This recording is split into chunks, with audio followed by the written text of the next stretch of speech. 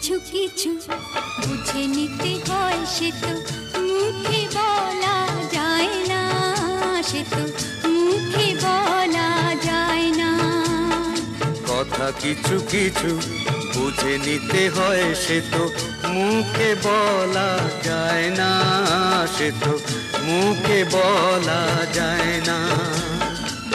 চোখের কথাই মনের কথা, চোখে মনের আয়না। কথা কিছু কিছু বুঝে নিতে হয়, সে তো মুখে বলা যায় না, সে তো মুখে বলা যায় না।